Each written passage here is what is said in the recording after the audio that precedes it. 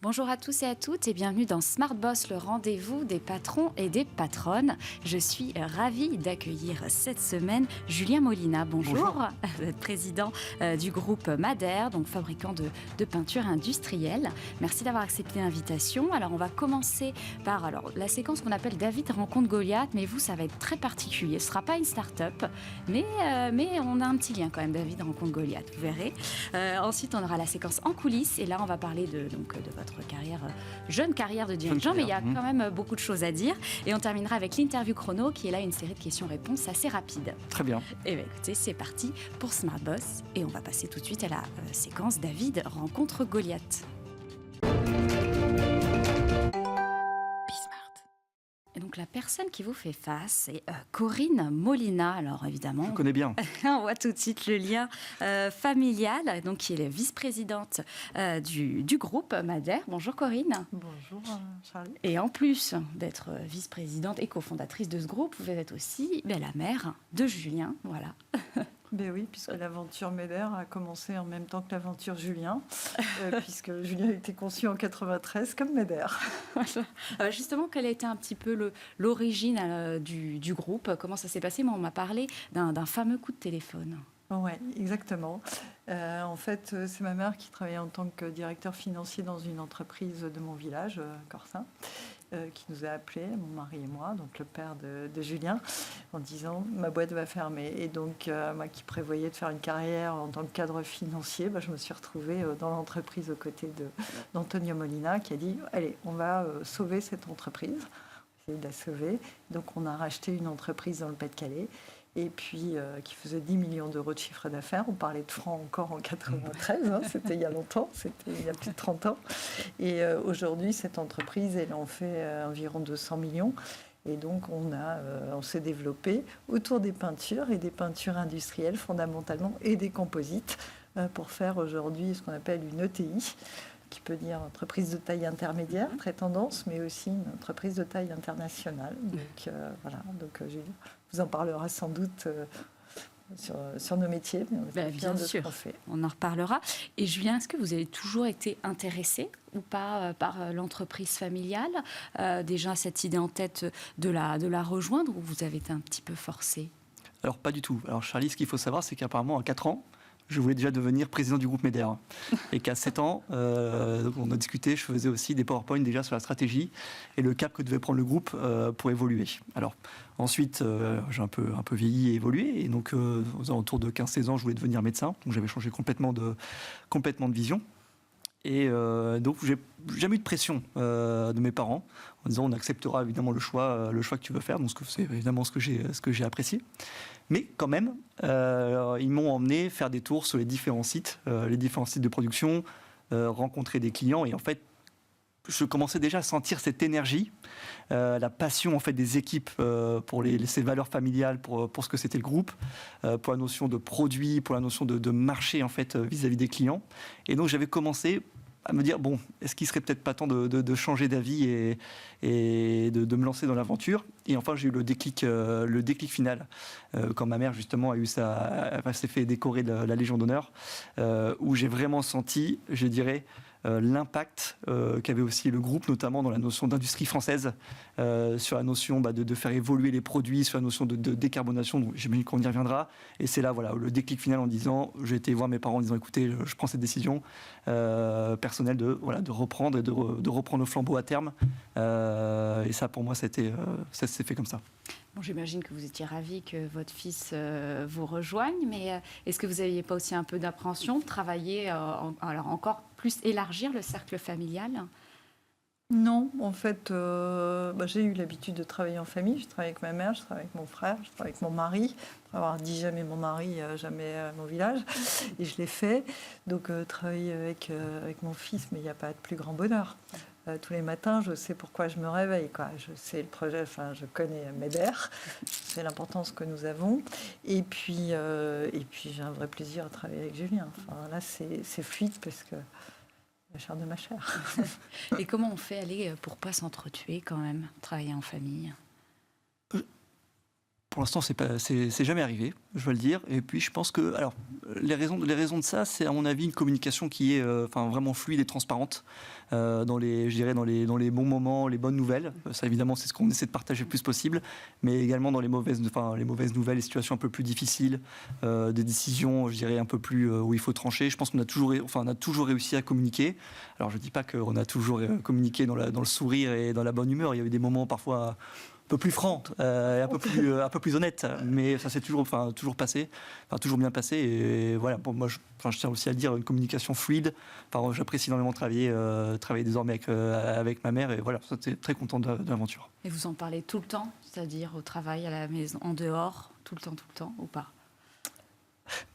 Alors, effectivement, quand j'étais petit, avec Antonio, il n'y avait pas de frontière il n'y avait pas le bureau et l'entreprise et la maison. Donc, ça parlait cash flow, il parlait cash flow très petit. Donc là, on a bien mélangé et il était immergé dans la culture MEDER. Aujourd'hui, et dans le respect de la vie privée aussi de Julien, on essaie de se dire, il y a le travail, et il y a la vie privée, parce que sinon, c'est un peu pénible pour les autres. Donc, c'est important d'essayer de séparer. Après, on se parle au moins 2 fois par jour, même quand Julien est à l'étranger ou quand je suis à l'étranger. C'est important d'échanger. Et puis, pour moi, pour répondre à votre question, est-ce que c'est difficile? Non. En fait, tout dépend. Et dans mon expérience de travail en famille, il faut que chacun ait son territoire. Non, parce que si on est à 2 sur un territoire en mode on est sur les 2 et il peut y avoir une compétition. Là, dans notre cas, c'est pas le cas. Pour moi, ma mission, c'est clairement de transmettre. J'ai 60 ans. Ma mission, c'est de transmettre pour pouvoir m'occuper des femmes dans l'industrie. J'ai plein d'autres projets. Donc, transmettre, ça a beaucoup de sens. Et donc, c'est d'accompagner. Et puis, le jour où on n'a plus besoin de moi, j'ai plein d'autres choses à faire dans la vie. Et vous avez déjà commencé un peu à gérer, cette passation Complètement. Ça prend du temps, oui. Complètement. Aujourd'hui, je dirais que j'occupe les fonctions opérationnelles et j'exerce la direction du groupe. Ma mère m'assiste dans la notion de vice-présidence, sur la notion justement de relations extérieures. Ça m'aide énormément. La notion, je dirais, de contrôle de gestion, la notion de développement aussi d'ouvrir des portes d'un point de vue commercial. Et aujourd'hui, moi, je m'occupe plutôt de la partie, je dirais, aujourd'hui à l'intérieur, également en partie aussi demain. Et ma mère m'aide beaucoup plus à cette partie plus à l'extérieur. Et alors, vous avez un conseil ou pas, là, comme ça, à lui donner pour les années à venir? Je lui en donne tout le temps et je lui donne toujours le même en me disant sois toi-même. Sois toi-même, c'est important. Sois toujours aligné. Fais toujours ce qu'il te plaît. Si un jour il n'était plus MEDER, mais je pense qu'il est passionné aujourd'hui. Donc, c'est surtout de trouver du plaisir dans ce qu'il fait. Ça, c'est important. Moi, j'ai trouvé beaucoup de plaisir depuis que je travaille pour MEDER, donc depuis 31 ans maintenant. Et j'ai trouvé beaucoup de plaisir. J'ai grandi beaucoup en rencontrant d'autres cultures. J'ai fait plein de rencontres.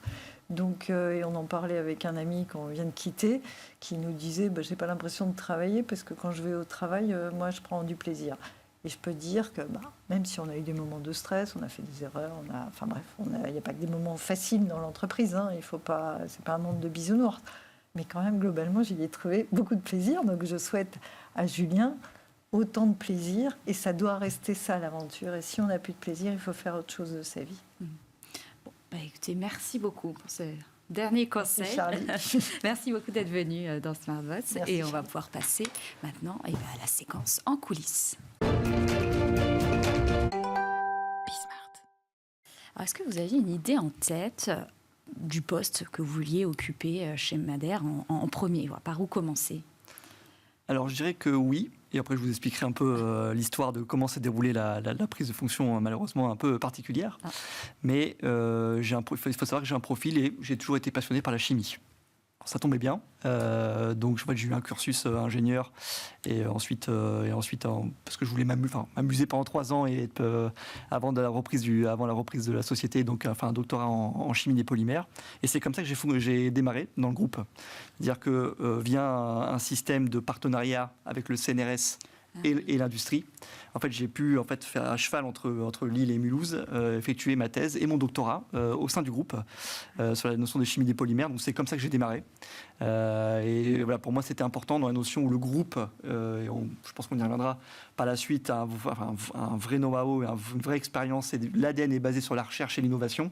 C'était important pour moi d'avoir cette notion de base et de fondamentaux de la chimie et de la formulation pour pouvoir, après je dirais, évoluer sereinement au sein du groupe. Et quand vous êtes rentré dans le groupe, est-ce qu'il y avait une forme ou pas de défiance un peu de bon bah voilà, c'est le fils d'eux qui rentre ou pas? Alors, donc pour continuer, en fait, si vous voulez, donc j'ai démarré au sein de mon doctorat, et puis après j'ai voulu en fait explorer différentes fonctions avant de prendre la notion le poste de directeur général et président directeur général. Et donc j'ai évolué d'abord en R&D, puis sur des fonctions commerciales, parce que pour moi c'était important et fondamental de démarrer en disant mais quels sont les clients du groupe et quelles sont leurs attentes, quels sont leurs besoins d'innovation pour après pouvoir, je dirais, définir de par le poste la notion de cap et de stratégie du groupe. Donc j'ai continué comme ça, et en fait je suis arrivé en janvier 2022 en tant que directeur général délégué du groupe. Et donc là c'était évidemment en tandem avec mes deux parents, où j'ai pu avoir, je dirais, un an et demi de formation, et avec je dirais une sortie de ma zone de confort complète. Et là ça a été vraiment, je dirais, un apprentissage important. Et puis malheureusement en avril 2023 mon père est décédé, et donc j'ai dû reprendre plus vite que prévu, même si le projet était plutôt bien tracé, mais plus vite que prévu la notion de présidence. Et qu'est-ce qui a été difficile, vous dites, voilà, dans la prise de fonction, enfin donc ça, ce 1 an et demi de stage, si je peux dire? Exactement. C'est-à-dire que je m'imaginais avoir un peu plus de temps dans cette notion de formation, parce que évidemment de passer de jeunes chimistes à président directeur général d'une ETI française, ça aurait mérité, je pense, un peu plus de temps. Donc effectivement, disons que ça a été difficile par la rapidité et la brutalité, mais en plus c'est à gérer avec ses aspects perso et pro.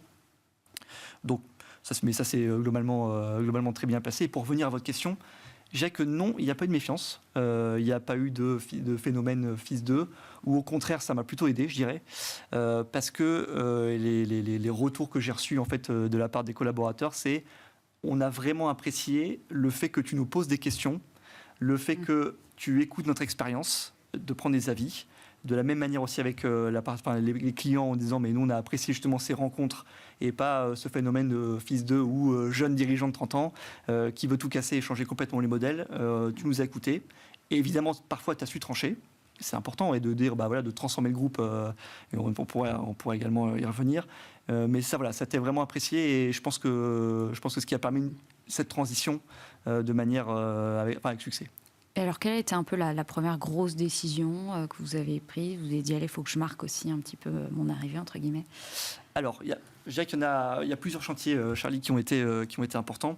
En fait, ce qu'il faut savoir, c'est que le monde de la chimie a été particulièrement impacté depuis 2020, avec des crises successives qu'on connaît, et donc avec, je dirais, des perturbations d'un point de vue chaîne d'approvisionnement, d'un point de vue hausse des matières premières, et d'un point de vue aussi réglementation et régulation, qui a fait que le groupe, je dirais, a dû se transformer de manière très rapide, et nous sommes passés, je dirais, depuis 2022, lors de mon arrivée, dans une phase de consolidation qui était importante, qui a dû être faite pour pouvoir permettre, je dirais, de rendre de l'agilité au groupe, c'est clair, et aussi cette notion de rentabilité qui devait être suffisante pour pouvoir, je dirais, mettre en place les transformations de demain. Donc ça, c'était une première chose, première phase qui a été difficile, mais qui avait été nécessaire. Et je dirais, les autres chantiers qui ont été importants pour moi, c'est cette notion de digitalisation, où je pense que une notion d'utilisation, d'outils, de digital, une notion d'IA générationnelle, je pense qu'on y reviendra, et la notion de RSE, où vraiment le groupe a historiquement toujours été dans ces notions de RSE, de valeur sur l'environnement. Mais là, on a vraiment accéléré avec l'utilisation de nouveaux outils sur comment calculer l'empreinte carbone de nos produits finis, avec les facteurs d'émission et de ces notions de décarbonation. Ça a été vraiment, je dirais, une impulsion que j'ai mis depuis 2022. Donc un petit peu de retard sur ces sujets. Ça passe par quoi justement pour faire plus de digitalisation, transition environnementale? Il a fallu recruter des nouvelles personnes, un peu de sang neuf ou pas? Oui, complètement. Ou alors, je dirais, reformer des équipes pour pouvoir justement s'adapter et répondre à ces enjeux. Effectivement, quand je suis arrivé en janvier 2022. Donc j'ai mis en place, alors qui était déjà existant, mais remis en place, je dirais, un comité de direction. Et tout de suite, j'ai vraiment, comme je vous dis, impulsé cette notion de digitalisation et d'empreinte carbone. Et pour moi, la plus grande satisfaction, en disant, voilà, j'ai donné le cap et on s'est justement engagé dans la diminution de notre empreinte carbone sur l'ensemble de nos scopes 1, 2 et 3.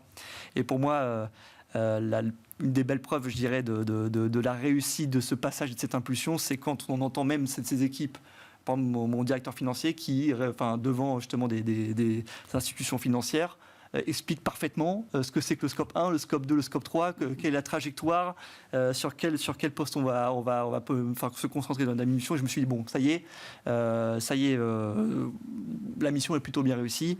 On a aussi mis en place une équipe en interne avec des jeunes docteurs en chimie, notamment, et des ingénieurs, sur la notion de recherche de nouvelles matières premières, de nouveaux procédés pour décarboner. Et donc ça, c'est une équipe qui fonctionne en interne, qui a un peu carte blanche, qui est très créative. Et ça, voilà, c'est des choses où je me dis, on les a formés et en tout cas, ça marche plutôt très bien. Alors, toute cette partie recherche, donc c'est R&D, je crois que c'est à peu près 10% votre chiffre d'affaires qui est injecté après en R&D. C'est parce qu'il y a beaucoup de concurrents, donc vous êtes un peu poussé. Je ne veux pas dire non plus un mal nécessaire, mais en tout cas, voilà, vous êtes un petit peu poussé là-dessus. Alors, je dirais que historiquement et d'un point de vue de l'ADN du groupe, on a toujours été porté sur la notion de R&D. Mon père était docteur en physique. Et il a toujours, je dirais, travaillé avec le CNRS. Notre siège notamment est à Villeneuve-d'Ascq. Donc on a le CNRS dans le Nord, exactement. Le CNRS qui est juste à côté. On a l'habitude de fonctionner avec énormément de thèses en CIFRE, dont je suis un exemple. Et on a aussi l'habitude de travailler avec d'autres laboratoires du CNRS, notamment à Mulhouse, mais d'autres laboratoires en France, qui nous permet, je dirais, de capter les innovations très amont pour pouvoir les amener au marché de manière accélérée, je dirais. Et ça, c'est une des forces du groupe. Alors, et d'ailleurs, vous les recrutez ou pas après ces docteurs? Vous arrivez, parce que c'est toujours difficile des fois de faire cette passerelle entre le monde de la recherche et de l'entreprise. Alors, on a des très beaux exemples au sein du groupe parce qu'on a, je dirais, des valeurs de promotion interne qui sont fortes. Donc, évidemment, les doctorants CIFRE qu'on forme, on essaie de les recruter. La plupart du temps, ça fonctionne. Et on a un très bel exemple d'un docteur en chimie qui s'est formé chez nous et qui est maintenant passé responsable du marché composite. Et on a des exemples comme ça de promotion interne de mobilité, de R&D qui passent dans les sales, et pas d'autres exemples de promotion. Et ça, c'est des très beaux exemples et c'est souvent des talents qui surperforment au sein du groupe. Et ça, c'est quand même des très beaux exemples. Et donc, pour revenir à votre question, aujourd'hui, et ça pour moi c'est des exemples qui sont importants de vous donner, le groupe MEDER, c'est quand même, et pour moi ça c'est une fierté dans la notion d'industrie française, on peint les TGV. Donc quand vous prenez le train... c'est concret, on voit ce que c'est. C'est concret. Le nouveau TGVM qui a été annoncé par Alstom, les systèmes peinture, c'est aussi nous. Et quand vous prenez des métros, quand vous prenez certains trams à Marseille, le nouveau RER nouvelle génération qui a été inauguré récemment, c'est aussi des systèmes peinture MEDER.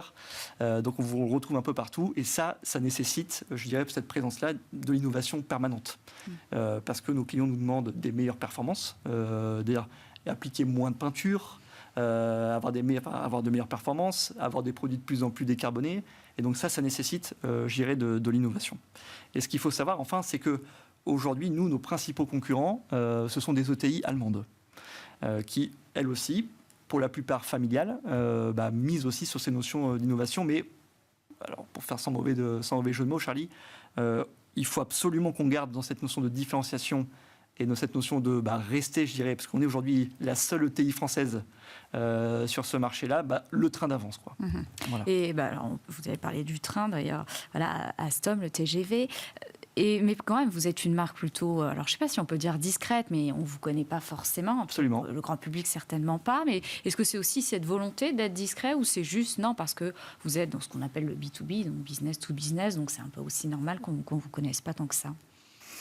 Disons que nous, alors, comme on dit dans le Nord, en fait, on est souvent, les groupes du Nord, c'est petits diseux, grands faiseux. Et c'est vrai que c'est un peu ça a toujours été un peu notre ADN, et que effectivement, le grand public ne connaît pas le groupe. Ça n'a jamais été une histoire de stratégie, mais voilà, c'est plutôt de manière historique.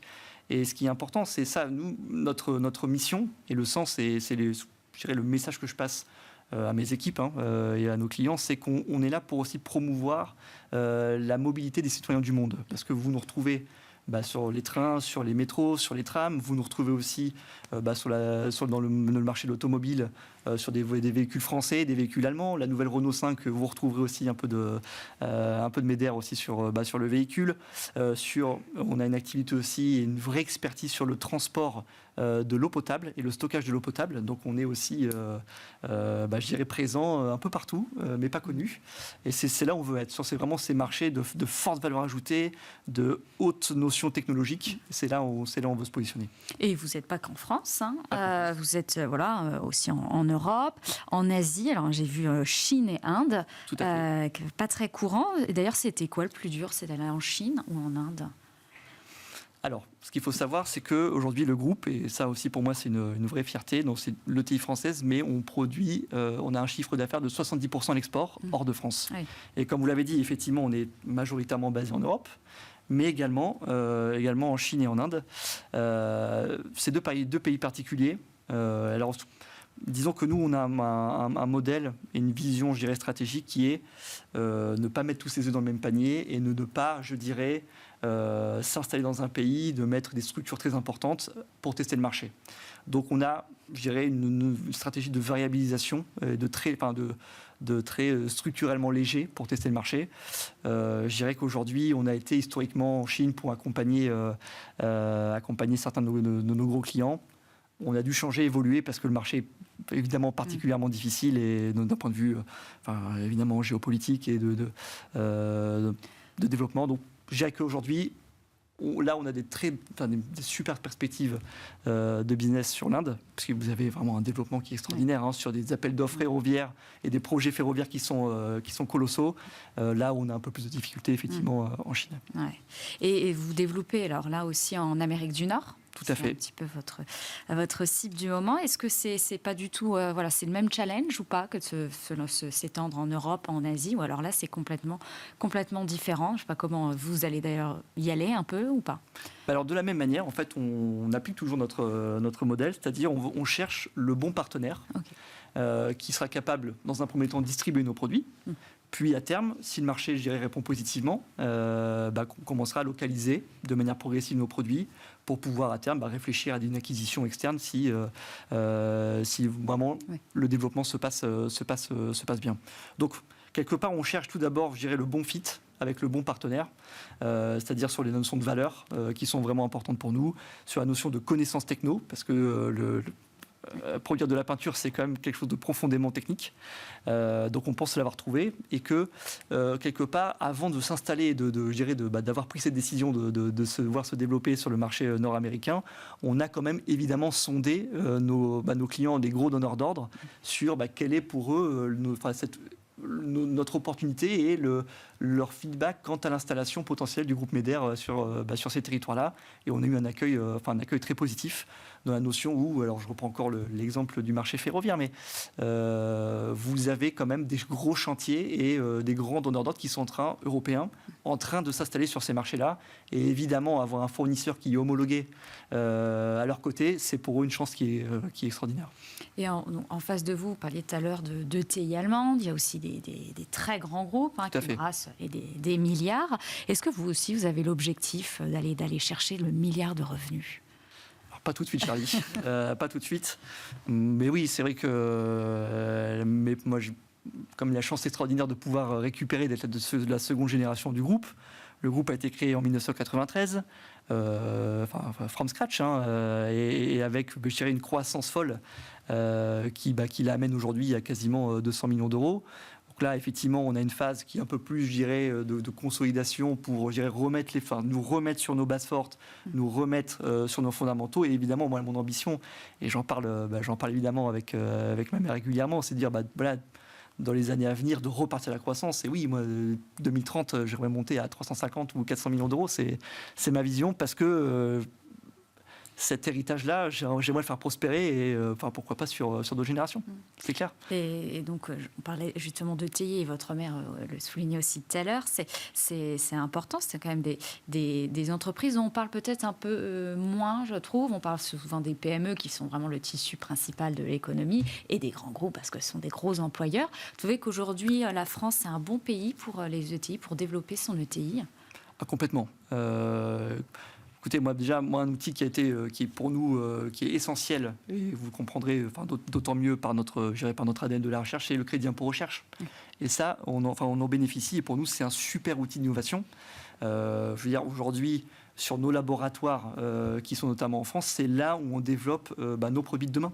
Dans la notion où, en plus, on a, je dirais, dans cette notion de territoire et de formation, des excellents ingénieurs. On forme aussi d'excellents docteurs en chimie. Et ça, je le sens. Et c'est là où, en fait, on voit l'énergie et les innovations là, qu'on a actuellement dans les laboratoires en France ou à Villeneuve-d'Ascq sur des produits avec des molécules qui sont moins toxiques, avec des molécules issues du biosourcé ou du recyclage.